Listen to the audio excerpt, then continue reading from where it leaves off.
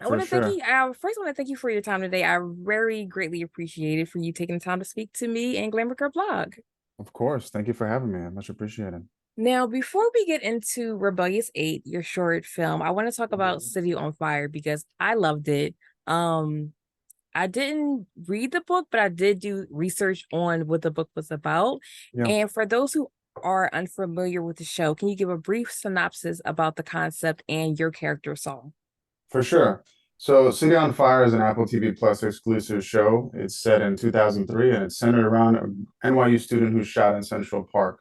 And unbeknownst to everyone, all the characters surrounding this event are unseemingly connected, and it all comes together over the course of 8 episodes. And as for my character, Soul, he's a very interesting spirit. He's very violent. I always say he's very much a bully. Yeah. But he's the thing I love about him is that he's consistent. You know what I mean? Like he right across the board, he does what he needs to do to get what he wants, and usually that's by force. So Saul in the beginning is more catered to be a supporting character, but along the lines you see that he kind of becomes more integral to the main story. Right. And you seem like a lovely person, very much different from Saul. Where was that inspiration? Where did the inspiration for Saul come from, or was it all written on the page? No. So it was not written on the page. What is written on the page is the action. Hmm. So in terms of, grabbing someone and pushing up against a wall or slamming someone's head lovingly into a sink, that's just on the page. There is no direction, and that's basically, well, there's the director's direction, but there's no actual character direction. So that is really part of the actor's work, is doing that in-depth kind of like historical background, where they came from and how they got to this point. But for me with Soul, my inspiration came from, and it's really hard to tell, it came from people who have bullied me in my past, whether it Okay. be, in school or with jobs or, just like racial profiling, things like that. You can take these negative aspects of people who kind of like try to arm you or microaggressions and things like that, and kind of expand it and amplify these emotions into kind of an overwhelming or like an filling to the what's the word, overflowing, Okay. with kind of hatred and emotion, and putting this energy into basically just force. I want something, then you're gonna give it to me, and if you're not gonna give it to me, I'm gonna mess you up. That is very, very much Saul. Yeah. And your character has such a significant role in the mystery reveal compared to the book. So were Mhm. you surprised at all at that outcome? I mean, I feel like the show's been out. If you want to talk about spoilers, you can talk about spoilers. Sure. But were you surprised at all about the outcome and how your character was involved? Oh yeah, I was like I said, when this goes really deep, but when I first got on board with the show, I had thought I was just going to be on for like 2 episodes, Okay. until I was given about 5 episodes of scripts, and then I actually found out that I was going to be in all the episodes. And then from there, I was like, okay, cool. So it's like a regular recurring role. And then kind of over time on set, I would ask questions about, because the whole shooting of Sam is the center of the story and what Mm-hmm. kind of is the catalyst for all these events. So Right. I was asking people like, you so I'm just a guy. I'm just like, so what's the deal? Like, who is the guy? Is it like a famous guy, a famous actor? Like, who is Yeah. the person? And they're just like looking at me like, It's I don't you. know. I don't know. No, they don't say that. They Okay. some people are like, So I don't know. they didn't tell you. Wow. Yeah. And then some people are just like, well, actually, my one of my co-stars, Supergirl, when I asked her, she was like, you don't know? I don't know if I can tell you. Yeah. And I was like, what the hell does that even mean? And then when I found out, I was just like, oh snap. I don't know if you're a curse on here, but I don't want to. I was just like, oh snap, that's Yeah. crazy. Yeah. And at the end with your character, I guess it is implied that your character, spoiler alert, got killed, but you don't see it happen. Hmm. So do you think like he was able to get away from Nikki, or do you think that's it? Saul got it. Well, that's the beauty of ambiguity, is that you have something happen off screen and Mm-hmm. you can kind of play with it, Right. if there is, a sequel or another season.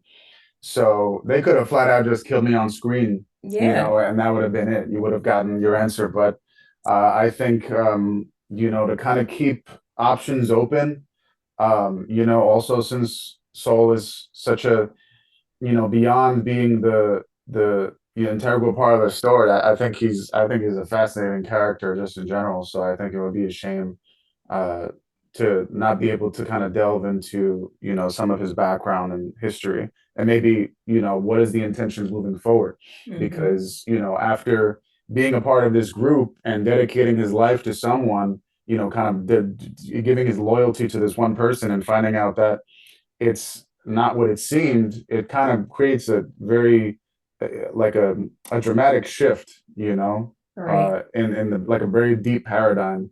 And for some people, it's complex in a way that's like, oh, I got to change my ways, or maybe I should. But for some people, it brings them to the extreme point, where it's just like either it's revenge or something even beyond that. Right. Well, we'll Yeah, see. Time will tell. that's Now, right. let's talk Rebellious 8. This Sure. is your second written and directed short. And I found it interesting that you were a camp counselor and that kind of started your bug into the entertainment industry. And I was a media mentor. That was one of my first jobs, teaching Hmm. students about the industry and how to write and how to, be on screen. So do you think how do you think that job helped your own directing and screenwriting skills?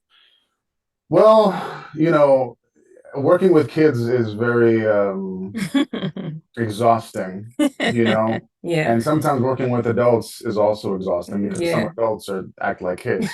But yeah, I worked as a camp counselor for like 6 years, 6, 7 years, and during that time I had taught video production, just very basic, because these Mhm. are these are children. They're like Right. ages like 9 to 13. So the very basic surface level stuff of video production, screenwriting, and also doing theatrical productions, Okay. for the school. So it really kind of helped build that muscle of project management, in Mhm. which directing and kind of producing your own films is the essence of, casting, budgeting, get a location, just getting everything together and kind of being able to have to split yourself kind of like an octopus, like in all these different places at the same time, and have your brain kind of still centered while all this Mhm. craziness is happening. So working with kids, it's very much like that because they're so sporadic and so Yeah. random. That one moment they'll be fine, and the next moment they're like on crawling on the ceiling, and you're like, "What the hell? What are you doing up there?" And they're like, "I'm having fun," and it's just like, "Oh my God!" Well, there goes the lesson.